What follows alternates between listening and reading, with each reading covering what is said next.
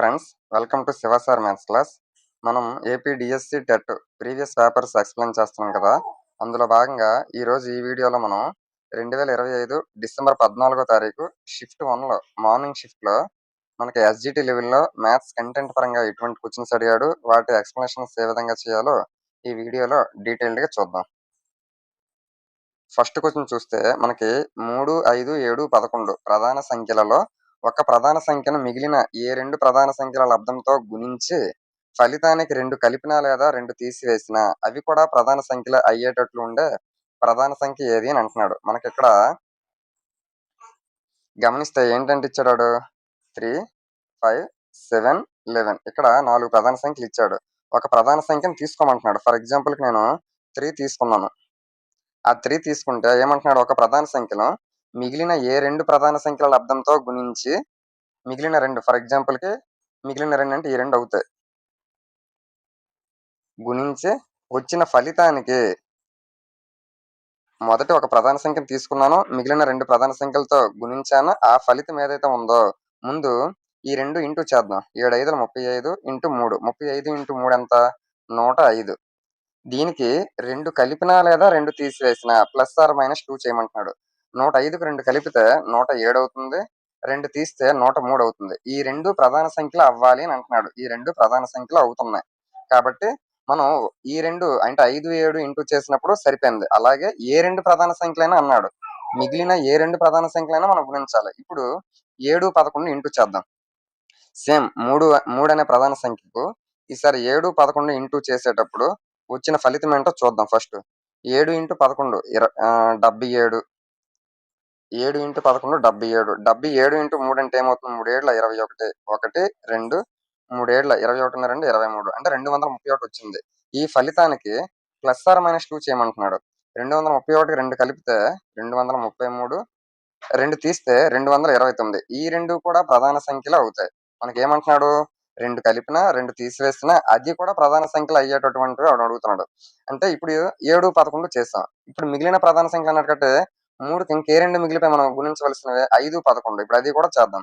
3 అనే ప్రధాన సంఖ్యకు ఇప్పుడు 5 మరియు 11 ఈ రెండు ఇంటూ చేసినప్పుడు రిజల్ట్ ఏమొస్తుందో చూద్దాం. 5 ఇంటూ 11 అంటే మనకి 55, 55 ఇంటూ 3, 3 ఇంటూ 55 అంటే 165. ఇది ఫలితము. ఈ ఫలితానికి ప్లస్ ఆర్ మైనస్ 2 చేయమంటున్నాడు. అప్పుడు 167 వస్తుంది ప్లస్ చేసినప్పుడు, అదే మైనస్ చేసినప్పుడు 163 వస్తుంది. ఈ రెండు కూడా ప్రధాన సంఖ్యలు అవ్వాలి అని అంటున్నాడు. ఆ రెండు కూడా ప్రధాన సంఖ్యలు అవుతాయి. కాబట్టి మనం గమనించాల్సిందంటే వీటన్నిటిలో కూడా 3 అనే ప్రధాన సంఖ్యకు మిగిలిన 5 7 11 మిగిలిన ప్రధాన సంఖ్యల్లో ఏ రెండు ప్రధాన సంఖ్యలతో గుణించినా వచ్చిన ఫలితంకి ప్లస్ ఆర్ మైనస్ 2 చేస్తే వచ్చిన నెంబర్స్ కూడా ప్రధాన సంఖ్యలు అయినటువంటి ఏకైక నెంబర్ వీటిలో ఏమిటి అంటే 3గా మనం చెప్పుకోవచ్చు. కాబట్టి option 4 is the correct answer. మన ఆప్షన్స్ ప్రకారంగా చూడకుండా ఈ విధంగా ఇచ్చిన నెంబర్స్ ప్రకారంగా చూస్తే ఫస్ట్ నెంబర్లోనే మనకు ఆన్సర్ అయితే వస్తుంది. అలా కాకుండా ఆప్షన్స్ ప్రకారంగా వెళ్ళామనుకోండి చాలా ఎక్కువ టైం పట్టే అవకాశం అయితే ఉంటుంది. నెక్స్ట్ క్వశ్చన్ చూస్తే క్రింది వానిలో -2కు దగ్గరగా ఉన్న పూర్ణ సంఖ్య ఇంటీజర్ నెంబర్ ఏదేమిటి అని అంటున్నాడు. నేను -2 నెంబర్స్ అన్ని అంటే left side right side numbers ఏవే ఉంటే అవి రాసుకుంటాను. -1 0 1 ఎంతవరకు రాయాలి? అలాగే ఇక్కడ ఆప్షన్స్ నువ్వు గమనిస్తే పాజిటివ్ నెంబర్ 3 ఇచ్చాడు అంటే నేను 3 వరకు రాసుకుంటాను. 2 3. నెగిటివ్ నెంబర్స్ ఎంతవరకు రాయాలి? -6 వరకు రాయాలి. కాబట్టి -3 -4 -5 -6. ఇప్పుడు చూడు -2కి అన్నిటికంటే దగ్గరలో ఉన్నది ఏది? ఇటువైపు -3 ఉంది, ఇటువైపు -1 ఉంది. -3 కానీ -1 కానీ ఆప్షన్స్ లో ఎక్కడా ఇవ్వలేదు కాబట్టి దీన్ని మనం లెక్కల్లోకి తీసుకోకూడదు. తర్వాత దగ్గరలో ఉన్నది ఏది? ఇటువైపు -4 ఉంది, ఇటువైపు 0 ఉంది. కాబట్టి మనకు ఆప్షన్స్ లో -4 అనేది ఇచ్చాడు, 0 ఎక్కడ ఇవ్వలేదు కదా. కాబట్టి -2కి వీడిచ్చినటువంటి ఆప్షన్స్ లో అన్నిటికంటే దగ్గరలో ఉన్నది -4గా చెప్పుకోవచ్చు. Option 3 is the correct answer. Next question చూస్తే నేను ఒక 2 అంకెల ప్రధాన సంఖ్యను, నాలో ఉన్న అంకెలు కూడా ప్రధాన సంఖ్యలే, నాలోని అంకెలను స్థానాలను తారుమారు చేసినప్పుడు ఏర్పడిన సంఖ్య కూడా ప్రధాన సంఖ్య అయినా ఆ రెండు ప్రధాన సంఖ్యల మొత్తం ఎంత అని అంటున్నాడు. అంటే 2 డిజిట్ నెంబర్స్ కనుక్కోమంటున్నాడు. దాన్ని రివర్స్ చేసినా కూడా 2 డిజిట్ నెంబర్ వస్తుంది కదా. అది కూడా రెండు ప్రధాన సంఖ్యలు అవ్వాలి. ఇది ప్రైమ్ నెంబర్ అవ్వాలి, ఇది ప్రైమ్ నెంబర్ అవ్వాలి. అలాగే ఫస్ట్ మనం ఏదైతే నెంబర్ తీసుకుంటే అందులో ఉన్న 2 డిజిట్స్ కూడా ప్రైమ్ నెంబర్స్ అవ్వాలి, దాన్ని రివర్స్ చేసినప్పుడు కూడా వచ్చే నెంబర్స్ కూడా ప్రైమ్ నెంబర్సే అవ్వాలి, డిజిట్స్. ఆ విధంగా ఉండేటటువంటి 100 లోపు మనకి 2 డిజిట్ నెంబర్స్ అన్నాడు కాబట్టి ఏమిటి అంటే 37 ఉంటది. దాన్ని రివర్స్ చూస్తే చూడండి ఒకసారి, 37 అనేది ప్రైమ్ నెంబరు. అందులో ఉన్న 3, 7 ఆ 2 కూడా ప్రైమ్ నెంబర్సే. దాన్ని రివర్స్ చేశాననుకోండి 73 వస్తది. 73 కూడా ప్రైమ్ నెంబరే. అందులో ఉండే 7, 3 కూడా ప్రైమ్ నెంబర్స్. అటువంటి నెంబర్స్ మనకి 37, 73 మాత్రమే ఉన్నాయి. కనుక్కున్నాం. ఇప్పుడేమంటున్నాడు, ఆ 2 ప్రధాన సంఖ్యల మొత్తం ఎంతని అంటున్నాడు. కాబట్టి ఈ 2 ప్రైమ్ నంబర్స్‌ని ప్లస్ చేస్తే మనకేమొస్తది, 110 అయితే వస్తది. కాబట్టి option 2 is the correct answer. Next question చూస్తే 2 సంఖ్యల గసాగు 360 అయితే క్రింది వాటిలో ఏ సంఖ్యకు వాటి గసాబా అయ్యే అవకాశం కలదు అని అంటున్నాడు. ఆప్షన్స్ ఇలా ఇచ్చాడు. మనకి గసాగు ఇచ్చాడు. గసాబా కావాలి. గసాబా అంటే ఏంటి? గరిష్ట సామాన్య భాజకం. అంటే మనకొచ్చినటువంటి గసాగులోని కారణాంకాల్లో అన్నిటికంటే పెద్దది ఏదైతే అవుతాదో అదే గసాబా అవుతుంది. కానీ వీడేమంటున్నాడు, గసాబా అయ్యే అవకాశం ఉంది అని అంటున్నాడు. కాబట్టి 360 తాలూకా కారణాంకాల్లో గరిష్టంగా ఉండేదే ఇక్కడ ఇవ్వాల్సిన అవసరం అయితే లేదు. గసాబా అయ్యే అవకాశం అని అన్నాడు కదా! కాబట్టి 360ని కారణాంకాలుగా విడదీశామనుకోండి, అప్పుడు వాటిలో ఇక్కడ ఏదో ఒకటి మాత్రమే ఉంటది. మనం ఒకటి గమనిస్తే ఒక సంఖ్యకు కారణాంకాలు ఏవైతే ఉంటాయో దాని అర్థం ఏంటి?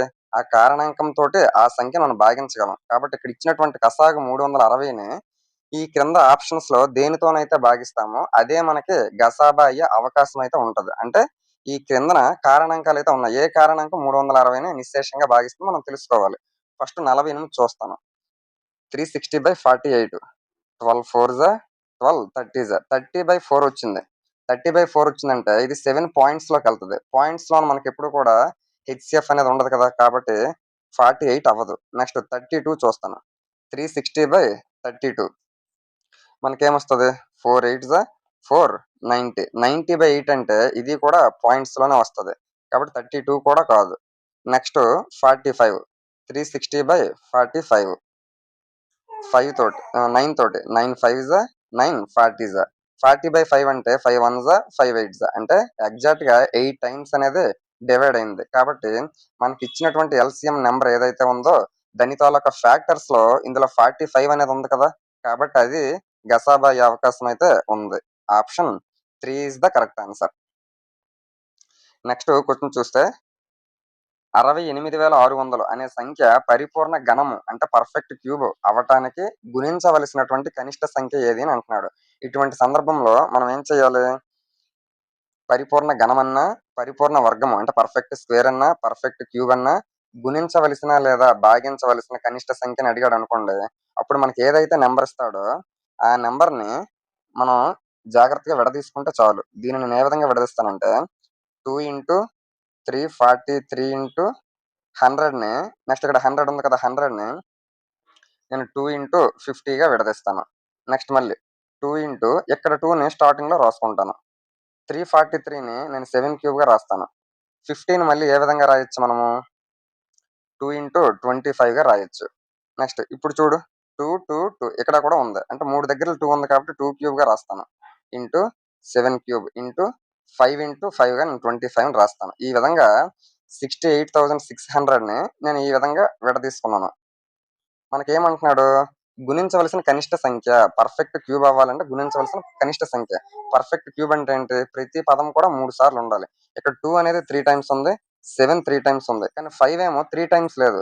2 టైమ్స్ మాత్రమే ఉంది. కాబట్టి ఇంకొక 5 నాకు అవసరం అవుతుంది. కాబట్టి గుణించవలసిన కనిష్ట సంఖ్య ఏమిటి అనంటే 5గా మనం చెప్పుకోవచ్చు. Option 3 is the correct answer.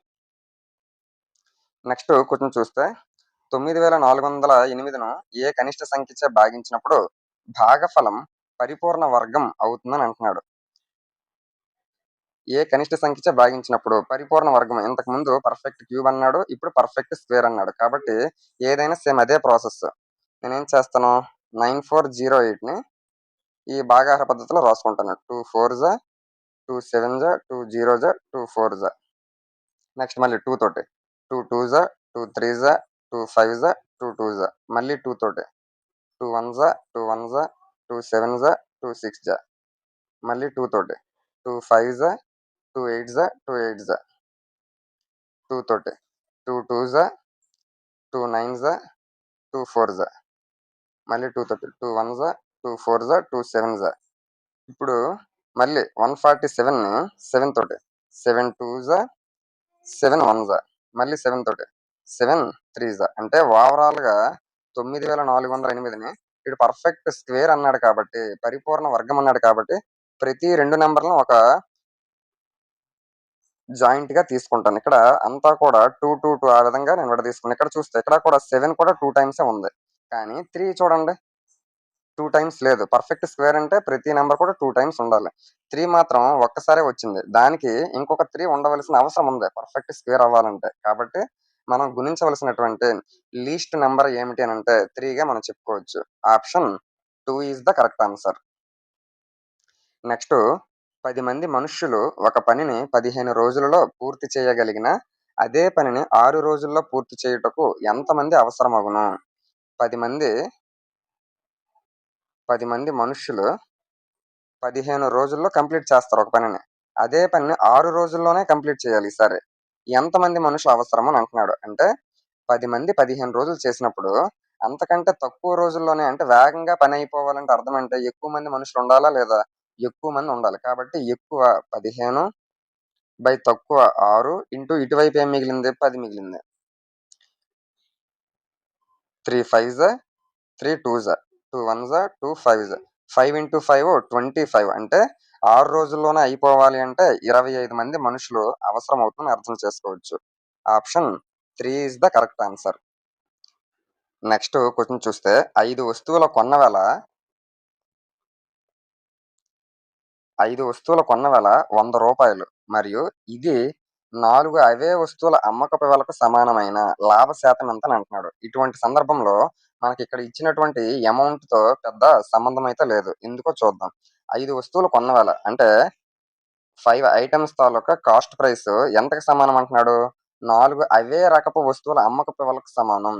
4 selling price 4 వస్తువుల అమ్మకపు వెలకు సమానం. సో ఇప్పుడు సెల్లింగ్ ప్రైస్ ని ఇటువైపు తీసుకొని వచ్చామనుకున్నప్పుడు ఏమవుతుంది? Cost price by selling price that is equal to ఈ 5 అటు వెళ్ళింది అనుకోండి కిందకు అవుతుంది కదా 4/5. ఇప్పుడు నువ్వు గమనిస్తే కాస్ట్ ప్రైస్ 4 ఉంది, సెల్లింగ్ ప్రైస్ 5 ఉంది. అంటే 4 రూపాయలు కొన్న వస్తువుని 5 రూపాయలకి అమ్మావు అంటే 1 రూపాయి లాభం వస్తుంది. కాబట్టి లాభం 1 బై కొన్న వేల ఎంత? 4 ఇంటూ 100 శాతం కాబట్టి 100. 4 1 4 25 అంటే ఎంత శాతం లాభం వస్తుందంటే 25% ప్రాఫిట్ వస్తుంది అనే విషయాన్ని అర్థం చేసుకోవచ్చు. ఇటువంటి క్వశ్చన్స్ లో అంటే కొన్ని వస్తువుల తాలూకు కొన్న వెల కొన్ని వస్తువుల తాలూకు అమ్మిన వెలకు సమానము ఈ విధంగా అన్నాడంటే అక్కడ ఇచ్చినటువంటి అమౌంట్ తో మనకి సంబంధం లేదు. మామూలుగా ఈజీగా చేయొచ్చు. Option 2 is the correct answer. Next ఒక ఇంటి 3 నెలల అద్దె 36,000 అయినా అదే ఇంటి యొక్క అద్దె 3 సంవత్సరాలకు ఎంత అవును అని అంటున్నాడు. 3 నెలలకి 3 మంత్స్ కి 36,000 అంటున్నాడు. అంటే 1 మంత్ కి ఎంత అవుతుంది? 12,000 కదా అవుతుంది. 12,000 అనేది రెంట్ అవుతుంది. అటువంటిది ఎన్ని సంవత్సరాలకు మనకు కావాలి? 3 ఇయర్స్ కావాలి. 3 ఇయర్స్ కి అంటే 1 మంత్ కి అయితే 12,000 3 ఇయర్స్ కాబట్టి ఎన్ని నెలలు ఉంటుంది?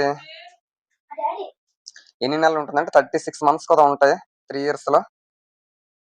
సో 3 జీరోస్ అలాగే ఉంచండి. ఈ 12 తోటి 36 ఇంటూ చేస్తాను. 12 6 జా 72 2 7 12 3 జా 36 ప్లస్ 7 43 3 జీరోస్ ఉన్నాయి కాబట్టి 3 జీరోస్. ఓవరాల్ గా ఎంత అవుతుంది? 4,32,000 రూపీస్ 3 ఇయర్స్ కి రెంట్ గా మనం చెప్పుకోవచ్చు. Option 3 is the correct answer.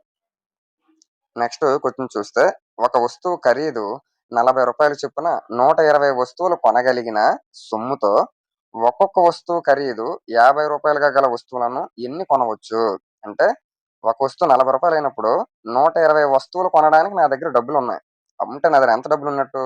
120 into 40 4,800 rupees నా దగ్గర ఉన్నాయి. ఈ డబ్బులతోటి 50 రూపాయలు ఒక్కొక్క వస్తువు అయితే ఎన్ని వస్తువులు కొనగలవు అని అంటున్నాడు. కాబట్టి ఈ అమౌంట్ ని నేను 50తో డివైడ్ చేశాను అనుకోండి.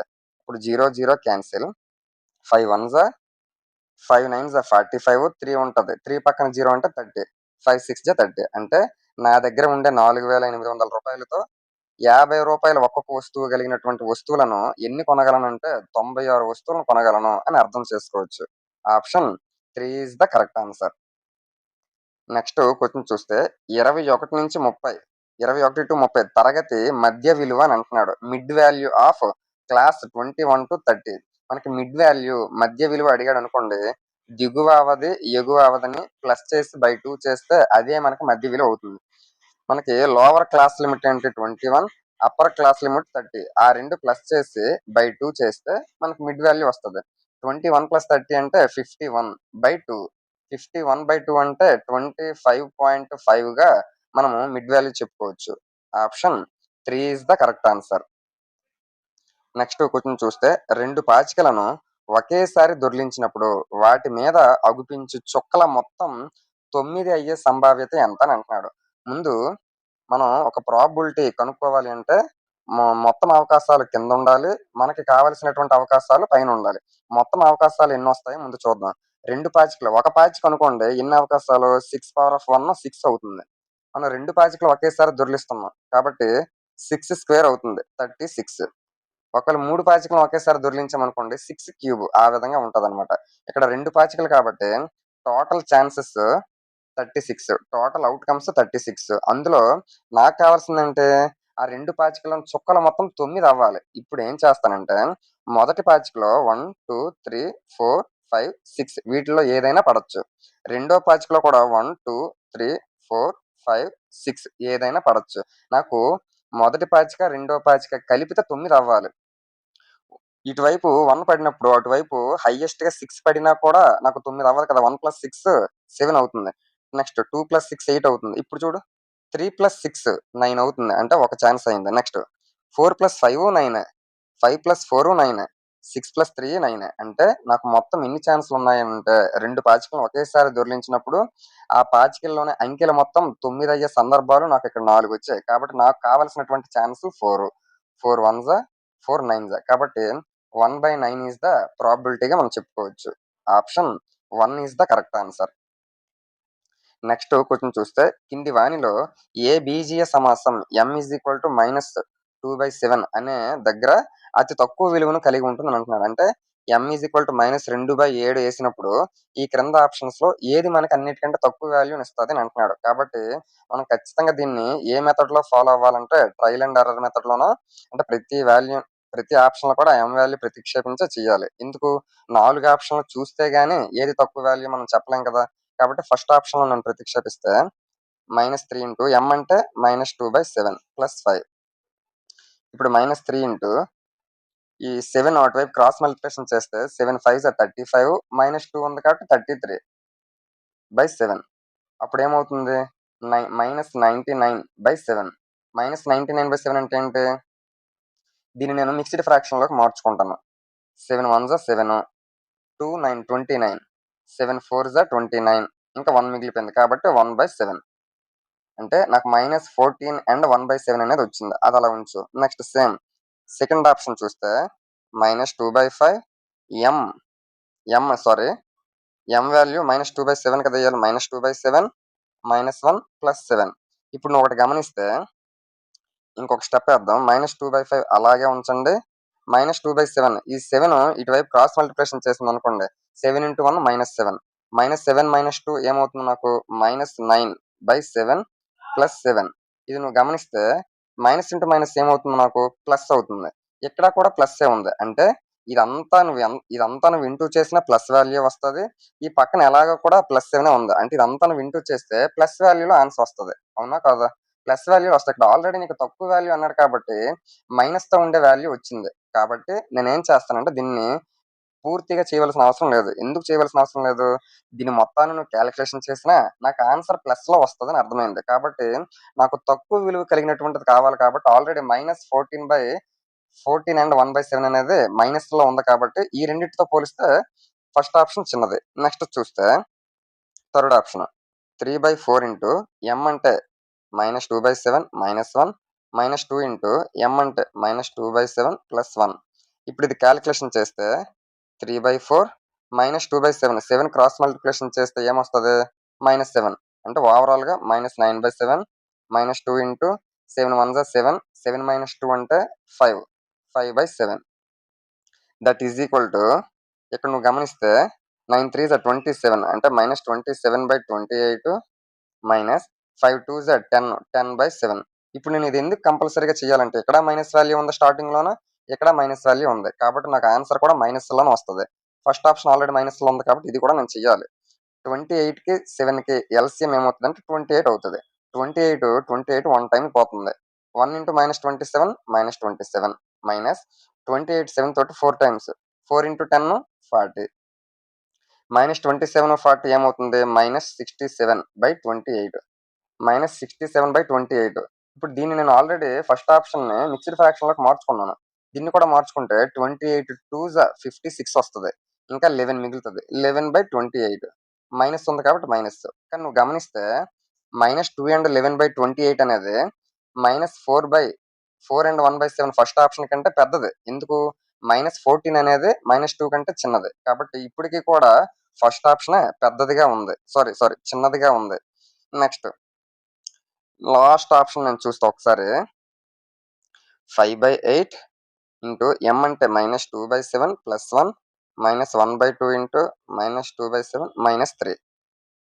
ఇప్పుడు చూస్తే 5/8 ఇంటూ 7 1 7 -2 5/7 మైనస్ 1/2 అంటే 7 3 21 21 -2 23 -23/7 that is equal to 5 5 25/8 5 8 7 56 minus of minus ఏమవుతుంది ప్లస్ అవుతుంది. మైనస్ ఆఫ్ మైనస్ ప్లస్ అయిందంటే ఈ పక్కన వచ్చే వాల్యూ ప్లస్ లోనే ఉంటుంది. ఈ వాల్యూ కూడా ఆల్రెడీ ప్లస్ లోనే ఉంది కాబట్టి నీకు వచ్చిన ఆన్సర్ కూడా ప్లస్ లోనే ఉంటుంది. నాకు కావాల్సిన తక్కువ వాల్యూ కాబట్టి ఆల్రెడీ మైనస్ లో అన్నిటికంటే తక్కువ వాల్యూ నాకు ఫస్ట్ ఆప్షన్ లోనే కదా వచ్చింది. Option 1 is the correct answer. ఈ క్వశ్చన్ కి ఇంతకు మించి మరి వేరే ఆప్షన్ ప్రకారంగా అంటే ఇంకా ఏమైనా షార్ట్ కట్ మెథడ్ లో వెళ్ళడానికి అవకాశం లేదు. ఎందుకంటే మనకు ఆ వాల్యూని ప్రతిక్షేపిస్తే గానీ అన్ని ఆప్షన్స్ లోకెల్లా తక్కువ వాల్యూ కలిగినటువంటి ఆప్షన్ ఏదో తెలియదు. కాబట్టి 4 ఆప్షన్స్ లో కూడా దాన్ని ప్రతిక్షేపించడమే ఉత్తమమైన మార్గంగా చెప్పుకోవచ్చు. నెక్స్ట్ క్వశ్చన్ చూస్తే ఇక్కడ పి వాల్యూ ఇచ్చాడు, క్యూ వాల్యూ ఇచ్చాడు. ఏమంటున్నాడు మనకి పి క్యూ ఇచ్చాడు. P plus R is equal to Q అయ్యేటట్లు పి క్యూ ఆర్లు 3 బీజీయ సమాసాలు. అయితే ఆర్ వాల్యూ కావాలి. మనకి ఇచ్చింది ఏంటాడు పి ఇచ్చాడు, క్యూ ఇచ్చాడు, ఆర్ ఇవ్వలేదు. మనకి P plus R is equal to Q అంటున్నాడు. మనకి ఆర్ఏ కావాలి. ఎందుకు మనకు ఆర్ఏ అడుగుతున్నాడు. ఆర్ కావాలి కాబట్టి క్యూ మైనస్ పి నేను చేస్తాను. అంటే క్యూలో నుంచి పిని మైనస్ చేస్తే నాకు ఆర్ వస్తుంది కదా. Q minus P. ఇందులో క్యూ ఎక్కడ ఉంది? ఇక ఇక్కడ ఉంది. ఇక్కడ పి ఉంది. ఇప్పుడు నువ్వు గమనిస్తే ఆప్షన్స్ లో డిఫరెంట్ గా ఏది ఉన్నదో దాన్ని నువ్వు గమనిస్తే తక్కువ టైంలో ఇంకా ఈజీగా నువ్వు చేయొచ్చు. ఒకసారి నువ్వు గమనిస్తే ఇక్కడ స్థిర రాశులు చూడండి ఒకసారి. 3 రకాలు వేరువేరుగా ఉన్నాయి. ఒకసారి నువ్వు గమనిస్తే క్యూ మైనస్ పి చేయాలి. ఇక్కడ క్యూ ఫస్ట్ 4 ఉంది. మైనస్ పి అంటే అప్పుడు క్యూ మైనస్ పి అంటే ఫస్ట్ క్యూ ఏమో 4 ఉంది. అంటే మనకి స్థిర రాశి. పి దగ్గర ఏమో 5 ఉంది. P minus Q minus P అంటే ఏమొస్తుంది? -1 వస్తుంది. అంటే కంపల్సరీగా ఆర్ వాల్యూ స్థిర రాశి -1 వస్తుంది. -1 వచ్చేటటువంటిది ఇక్కడ ఉంది, ఇక్కడ ఉంది. అంటే మన ఆన్సర్ ఆప్షన్ 1 అవ్వదు, ఆప్షన్ 3 కూడా అవ్వదు. నెక్స్ట్ ఆ విధంగా ఇంకా ఈ 2 ఆప్షన్స్ లో ఏది డిఫరెంట్ గా ఉందో చూడండి. మనం కరెక్ట్ గా గమనిస్తే ఎక్స్ క్యూబులు చూడండి. ఇక్కడ వేరే వేరే ఎక్స్ క్యూబులు ఉన్నాయి. ఫస్ట్ క్యూ మైనస్ పి కాబట్టి ఇక్కడ ఎక్స్ క్యూబ్ నాకేముంది -1/3 ఎక్స్ క్యూబ్. క్యూ ఇది మైనస్ పి తాలూకు ఎక్స్ క్యూబ్ ఏముంది 5x క్యూబ్. ఇప్పుడు గమనిస్తే 1/3 3 అటు వెళ్తే ఇంటూ అవుతుంది కాబట్టి -1x cube 3 into 5 15x cube by 3 -1 -15 -16x cube by 3 అవుతుంది. ఈ 2 ఆప్షన్స్ లో కూడా నువ్వు గమనిస్తే -16x క్యూబ్ ఎక్కడ ఉంది? ఆప్షన్ 2 లోనే కదా ఉంది. ఆప్షన్ 4 లో -14 ఉంది కాబట్టి ఇది కూడా మన ఆన్సర్ అవ్వదు. Option 2 is the correct answer. ఇటువంటి క్వశ్చన్స్ ని ఆప్షన్స్ ప్రకారంగా ఏవైతే డిఫరెంట్ గా ఉన్నాయో వాటి ప్రకారంగా ఎలిమినేషన్ మెథడ్ లో వెళ్ళడమే చాలా ఈజీగా చెప్పుకోవచ్చు. నెక్స్ట్ క్వశ్చన్ చూస్తే ఇక్కడ ఒక ఈక్వేషన్ లాంటిది ఇచ్చాడు. దాని ప్రకారంగా కింది వాటిలో ఏమవుతుంది అని అంటున్నాడు. ఇక్కడ ఎక్స్ మైనస్ వై ఉంది. నువ్వు ఒకటి గమనిస్తే ఇక్కడ వై మైనస్ ఎక్స్ ఉంది కదా. ఇందులో నుంచి నేను మైనస్ కామన్ తీసాను అనుకోండి. అప్పుడు ఆటోమేటిక్ గా ఎక్స్ ఏమి ఇటు వస్తుంది, ఇదేమి ఇటు వస్తుంది. నేను మైనస్ కామన్ తీసినంత మాత్రం ఇక్కడ స్క్వేర్ ఉంది కదా. స్క్వేర్ ఉంది కాబట్టి మైనస్ ఇంటూ మైనస్ ఏమవుతుంది? ప్లస్ అవుతుంది. కాబట్టి దీన్ని నేను ఏ విధంగా రాస్తాను అంటే A into X minus Y minus B into minus నేను కామన్ తీసాను. ఆ మైనస్ ని కామన్ తీస్తే స్క్వేర్‌లోకి వెళ్ళేసరికి మైనస్ ఇంటూ మైనస్ ప్లస్ అయిపోతుంది. కాబట్టి y మైనస్ ఎక్స్‌ని నేను x మైనస్ y హోల్ స్క్వేర్‌గా కూడా రాయొచ్చు. ఇప్పుడు ఈ రెండిట్లో నువ్వు గమనిస్తే x మైనస్ y కామన్‌గా బయట ఉండిపోద్ది. అంటే బయట కామన్ తీయొచ్చు. అప్పుడు ఇక్కడ ఏం మిగులుతది? ఏ మిగులుతది? మైనస్ b ఇంటూ నువ్వు ఒక x మైనస్ y బయట తీసావు. ఇంక అక్కడ already x minus y whole square కాబట్టి ఒక x మైనస్ y బయట తీసావు కాబట్టి ఇంకొక x మైనస్ y ఉంటది. x minus y into a minus b into x bx minus into minus plus b into y by. అంటే x minus y into a minus bx plus by. a minus bx plus by. x minus y into a minus bx plus by option 4లో ఉంది. Option 4 is the correct answer. నువ్వు ఒకటే ఇందులో చిన్న point అర్థం చేసుకుంటే ఈజీగా చేయొచ్చు. మైనస్ కామన్ తీసినంత మాత్రాన నీకు ఆ మైనస్ కనపడదు. దీన్ని రివర్స్ ఎక్స్చేంజ్ చేయొచ్చు. ఎందుకు ఎక్స్చేంజ్ చేయొచ్చు? పవర్‌లో స్క్వేర్ ఉంది కాబట్టి దాన్ని రివర్స్ చేసినంత మాత్రాన వాల్యూ మారదు. Next t is equal to minus 1/2 వద్ద p of t is equal to 2 plus 3t minus 4t square minus 5t cube అను బహుపది యొక్క విలువ ఎంత అని అంటున్నాడు. అంటే ఇక్కడ ఇచ్చినటువంటి పాలినామియల్ ఏదైతే ఉందో అందులో t is equal to minus 1/2 substitute చేయడమే. చూస్తే 2 ప్లస్ 3 ఇంటూ t అంటే మైనస్ 1/2 మైనస్ 4 ఇంటూ t అంటే minus 1/2 whole square minus 5 into t అంటే minus 1/2 whole cube 2 plus into minus minus 3/2 minus 4 into minus 1/2 whole square అంటే 1/4 అవుతుంది. Minus 5 into minus 1 whole cube అంటే minus 1 అవుతుంది. By 2 cube అంటే 8 అవుతుంది. ఇప్పుడు 4, 4 క్యాన్సిల్ అయిపోతే ఇక్కడ నీకు 1 మిగులుతుంది. ఇక్కడ 2 ఉంది. ఇక్కడ 1 ఉంది. 2 మైనస్ 1 ఏమవుతుంది? 1 మైనస్ 3/2 ఇక్కడ మైనస్ ఇంటూ మైనస్ ప్లస్ అవుతుంది. 5 ఇంటూ 1 5 5/8. ఇప్పుడు నువ్వు ఇక్కడ ఏమీ లేదంటే 1 ఉన్నట్టు. కాబట్టి 1, 2, 8 వీటన్నిటికి ఎల్సిఎం తీస్తే 8 వస్తది. 1 తోటి 8 టైమ్స్ పోతది. 8 ఇంటూ 1 8 మైనస్ 8 2 తోటి 4 టైమ్స్ పోతది. 4 ఇంటూ 3 12 ప్లస్ 8 తోటి 1 టైమ్ పోతది. 1 ఇంటూ 5 5. ఇప్పుడు నువ్వు గమనిస్తే 8, 5 13. 13లో నుంచి -12 తీస్తే మనకేమొస్తది అంటే 1 వస్తది. కాబట్టి 1/8 is the correct answer. Option 1 is the correct answer. Next A అనే వ్యక్తి బి వద్ద 9,000 రూపాయలు అప్పు చేశాడు. ఆ అప్పుపై వడ్డీ 1850 అయింది. అంటే ఏ అనే వ్యక్తి బి దగ్గర తీసుకున్నాడు. ఎంత తీసుకున్నాడు? అంటే ఏ అనేవాడు ఎంత బాకీ అయినట్టు? 9,000 బి దగ్గర తీసుకున్నాడు. ఏ అనేవాడు 9,000 తీసుకున్నాడు. దాని తాలూకు వడ్డీ 1850 అయింది. అంటే మొత్తం ఏ అనేవాడు బికి ఎంత ఇవ్వాలి అంటే అసలు వడ్డీతో కలుపుకొని 0, 5, 8, 10 10,850 రూపీస్ ఇవ్వాలి. అయితే ఏ వద్ద 4,965 రూపాయలు మాత్రమే ఉన్నాయి. అతను ఆ అప్పు తీర్చడానికి ఇంకా ఎంత డబ్బు అవసరమో 10,850 రూపాయలు బికి ఇవ్వాలి. కానీ అందులో మనోడి దగ్గర ఏ దగ్గర ఉన్నది 4965 మాత్రమే ఉంది. కాబట్టి 10 రూపాయలు ఇవ్వాలన్నప్పుడు 3 రూపాయలే ఉన్నది అనుకోండి. ఇంకెంత ఇవ్వాలి? 7 రూపాయలు ఇవ్వాలి. అంటే ఇక్కడ నువ్వేం చేసావు? మైనస్ చేసావు. ఇక్కడ కూడా సేమ్ మైనస్సే చేయాలి. 10లో నుంచి 5 తీస్తే 5 ఇక్కడ 4 ఉంటది. 14లో నుంచి 6 తీస్తే 8 ఇక్కడ 7 ఉంటది. 17లో నుంచి 9 తీస్తే 8 ఇక్కడ 9 ఉంటది. 9లో నుంచి 4 తీస్తే 5 అంటే 5,885 రూపీస్ ఇంకా బి అనేవాడికి అప్పుగా ఉన్నాడు. 5885 is the answer. Option 2 is the correct answer. Next question చూస్తే 10 సెంటీమీటర్లు, 14 సెంటీమీటర్లు, 15 సెంటీమీటర్లు భుజాలుగా కలిగిన త్రిభుజం యొక్క చుట్టుకొలత మనకి పెరిమీటర్ అంటున్నాడు. పెరిమీటర్ అంటే అన్ని భుజాలు కలిపితే అదే చుట్టుకొలత. మనకి 3 భుజాలు కూడా ఇచ్చాడు కదా! కాబట్టి ఆ 3 భుజాలను కలిపితే వచ్చేది చుట్టుకొలత. 15, 14, 29, 29, 10, 39. Option 3 is the correct answer. Next question చూస్తే ఒక వృత్తాకార షీట్ యొక్క చుట్టుకొలత 154 మీటర్లు అయితే దాని వైశాల్యం ఎంత అని అంటున్నాడు. చుట్టుకొలత వృత్త పరిధి ఇచ్చాడు. వృత్త పరిధికి ఫార్ములా ఏంటి? 2πr. అది నీకు 154 ఇచ్చాడు. మనకి 2 ఇంటూ పై వాల్యూని మనము ఇక్కడ స్పెషల్‌గా నీకు పై వాల్యూ 3.14 ఆ విధంగా తీసుకోమని చెప్పలేదు కాబట్టి నాకు లెక్క చేయడానికి వీలుగా ఉండడం కోసం 22/7 నేను రాసుకుంటాను. ఇప్పుడు నేను r కనుక్కోవాలి. ఎందుకు r కనుక్కోవాలి అంటే ఆ సర్కిల్ షేప్‌లో వైశాల్యం నాకు కావాలి. వైశాల్యం ఫార్ములా ఏంటి? πr². అంటే r వాల్యూ నాకు తెలిస్తే నేను వైశాల్యం ఏరియా కనుక్కోవాలి. ఆర్ వాల్యూ తెలుసుకోవడానికి వాడు ఇచ్చినటువంటి క్లూ ఇది. 154.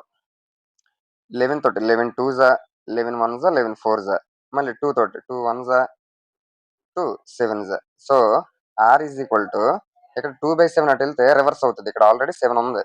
ఇక్కడ 2/7 ఏదైతే ఉందో అటు వెళ్తే 7/2 అవుతుంది. అంటే ఆర్ వాల్యూ 7 × 7 49/2.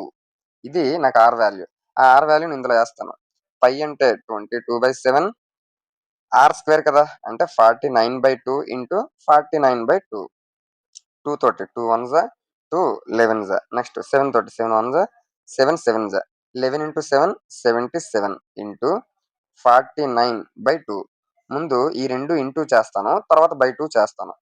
7 తోటి 7 9 జా 63, 3 6, 7 4 జా 28 + 6 34. సేమ్ మళ్ళీ 7తో చేస్తే మళ్ళీ అదే కదా వస్తుంది. 3 4 3 3 7 7 3 అంటే 3,773/2 కూడా ఉంది కదా, బై 2. ఇప్పుడు నేను దీన్ని డివైడ్ చేయాలి.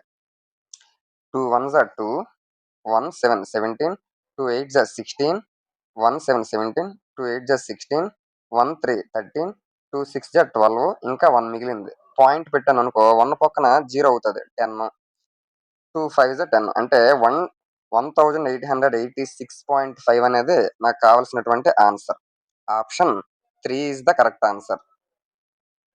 నెక్స్ట్ క్వశ్చన్ చూస్తే, స్తూపము మరియు శంకువులు సమాన ఎత్తులు కలిగి ఉన్నవి.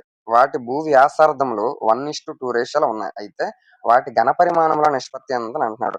స్తూపము సిలిండర్ తాలూకా ఘనపరిమాణం వాల్యూమ్ కి ఫార్ములా ఏంటి? πr²h. నెక్స్ట్ శంకువు కోన్ తాలూకా ఘనపరిమాణం వాల్యూమ్ ఫార్ములా ఏంటి? 1/3 πr²h. ఇప్పుడు నువ్వు వెంటనే ఇక్కడ పై కనిపించింది, పై r²h కనిపించింది కదా, ఆ విధంగా చేసిస్తే తప్పు అవుతుంది. ఎందుకంటే ఇక్కడ నువ్వు గమనిస్తే సమాన ఎత్తులు అంటే ఎత్తులు సమానం అని అంటున్నాడు. కాబట్టి హెచ్ క్యాన్సిల్ చేసి ఇవ్వచ్చు. కానీ భూ వ్యాసార్థములు చూడు 1:2 అంటున్నాడు. అంటే స్తూపముది ఒక పార్ట్ ఉంటే శంకుది 2 పార్ట్స్ ఉంటది. కాబట్టి స్తూపము తాలూకా ఆర్ లాగే ఉంటుంది. కానీ శంకువు తాలూకా ఆర్ లాగా ఉంటుందా? 2 పార్ట్స్ కాబట్టి 2r అవుతుంది. పై కూడా క్యాన్సిల్ చేసి ఇవ్వచ్చు. అప్పుడు నీకు ఇక్కడ ఏం మిగులుతుంది? ఆర్ ఒక్కటే మిగులుతుంది. అటువైపు 1/3 ఉంది. ఇక్కడ ఆర్ ప్లేస్ లో నేను 2r రాయాలి స్క్వేర్. ఇప్పుడు నువ్వు గమనిస్తే r1/3 × 4r² అవుతుంది. ఇక్కడ స్క్వేర్ ఉంది, సారీ. r² క్యాన్సిల్ అయిపోతే ఈ 3 ఇటువైపు వెళ్ళింది అనుకోండి, 3 ఇటువైపు 4 మాత్రమే ఉంది. So 3:4 is the correct answer. Option 4 is the correct answer. Next question చూస్తే, ఆంగ్ల అక్షరము ఎక్స్ లో ఏమేమి ఉంటాయని అంటున్నాడు. ఆంగ్ల అక్షరం ఎక్స్ ఈ విధంగా ఉంటది. ఇందులో నువ్వు గమనిస్తే ఇక్కడ ఒక ఎక్యూట్ యాంగిల్ అల్పకోణము, ఇక్కడ ఒక ఎక్యూట్ యాంగిల్ అల్పకోణం ఉంటది. అలాగే ఇక్కడ ఒక అబ్ట్యూజ్ యాంగిల్ అధిక కోణము, ఇక్కడ కూడా ఒక అధిక కోణము అబ్ట్యూజ్ యాంగిల్ ఉంటది. అంటే ఎక్స్ అనేటటువంటి లెటర్ లో 2 అల్పకోణాలు 2 అధిక కోణాలు ఉంటాయి. కాబట్టి అటువంటి ఆప్షన్ ఏది? 2 అల్పకోణాలు 2 అధిక కోణాలు ఉంటాయి. Option 4 is the correct answer. Next 6 సెంటీమీటర్ల పొడవు గల ఏబి రేఖాఖండము ఎక్స్ వద్ద సమద్విఖండన చేయబడింది. ఏబి రేఖాఖండము ఇదంతా కలిపి ఎంత అవుతుంది? 6 అవుతుంది. 6 సెంటీమీటర్లు. అందులో ఎక్స్ వద్ద సమద్విఖండన బైసెక్టింగ్ చేయబడింది. అంటే ఎక్స్ అనే పాయింట్ ఎగ్జాక్ట్ గా మిడిల్ లో ఉంటది. అప్పుడు ఆటోమేటిక్ గా ఇటువైపు 3 సెంటీమీటర్స్, ఇటువైపు 3 సెంటీమీటర్స్. ఇప్పుడు చూడు, అట్లా ఏర్పడిన ఎక్స్బి రేఖాఖండము ఇగోండి, ఈ ఎక్స్బి ఈ రేఖాఖండము వై వద్ద మరలా సమద్విఖండనం చేయగా, వై అంటే కరెక్ట్ గా ఎగ్జాక్ట్ గా సమద్విఖండనం అన్నాడు కదా, బైసెక్టింగ్ చేస్తుంది. అంటే ఎగ్జాక్ట్ గా వై ఇక్కడ ఉంటది. అప్పుడు ఇది 1.5 అవుతుంది, ఇది 1.5 అవుతుంది.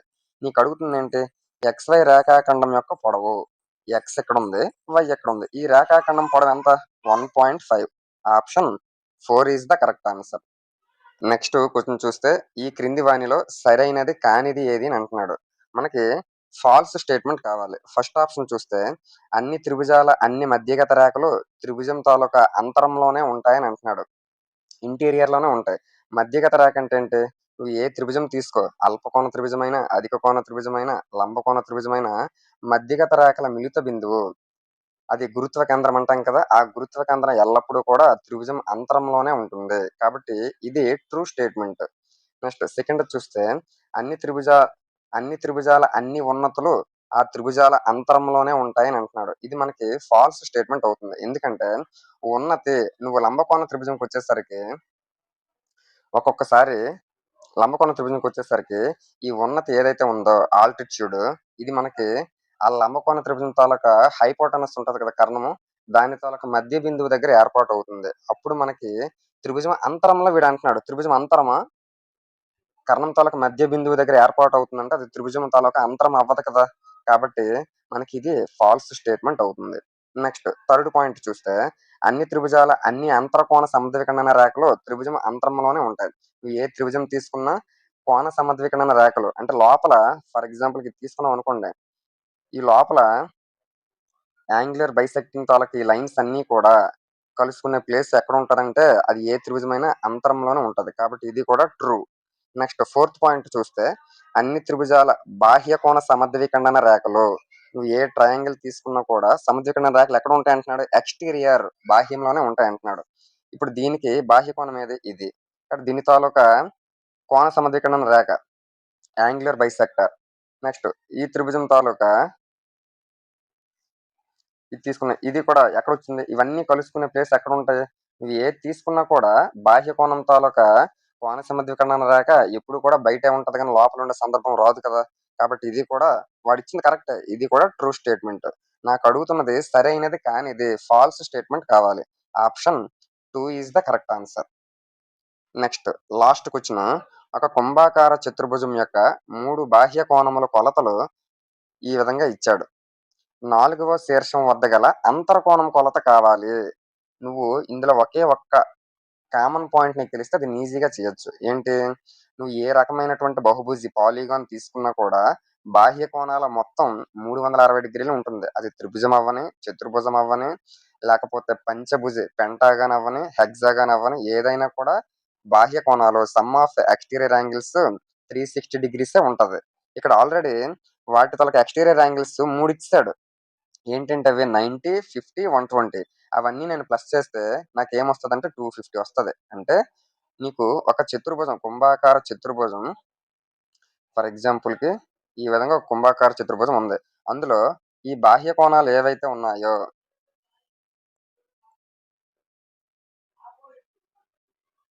ఈ బాహ్య కోణాలు ఏవైతే ఉన్నాయో ఆ బాహ్య కోణాలన్నీ కలిపితే 360 అవుతుంది. అందులో 3 కోణాలు 250 ఇచ్చేసాడు. అంటే మొత్తం 360లో 250 ఇచ్చేసాడు. అంటే దాని అర్థం ఏంటి?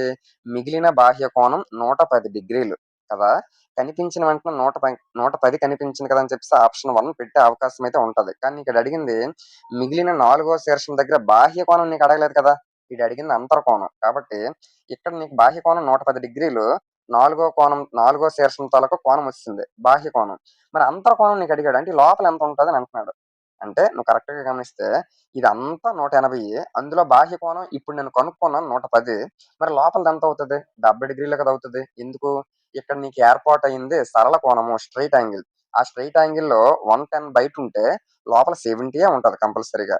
Option 2 is the correct answer. ఈ విధంగా మనము 2025 డిసెంబర్ 14వ తారీఖు షిఫ్ట్ 1లో టెట్‌కి సంబంధించి ఎస్‌జిటి లెవెల్‌లో మ్యాథ్స్ కంటెంట్‌కి సంబంధించి ఎటువంటి క్వెషన్స్ అడిగాడు, వాటి ఎక్స్‌ప్లనేషన్స్ ఏ విధంగా చేయాలో ఈ వీడియోలో డీటెయిల్డ్‌గా ఎక్స్‌ప్లెయిన్ చేయడం అయితే జరిగింది. నేను మీ నుంచి ఒకటే ఎక్స్‌పెక్ట్ చేస్తున్నాను. నేను చెప్పే ఎక్స్‌ప్లనేషన్ మీకు నచ్చిందనిపిస్తే తప్పకుండా లైక్ చేయండి. ఈ వీడియోని టెట్, డీఎస్సీ కోసం ఎవరైతే ప్రిపేర్ అవుతున్నారో మీ ఫ్రెండ్స్ అందరికి ఈ వీడియోని షేర్ చేయండి. మరొక వీడియోలో మళ్ళీ కలుద్దాం. Thank you so much.